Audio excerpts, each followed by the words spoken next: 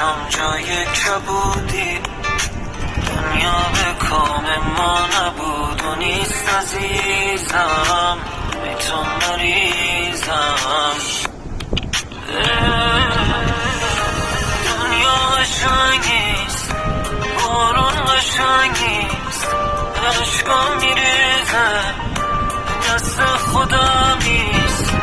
کجا نبودم که تنهایی رفتی، بی معرفت خوب آدم که بود.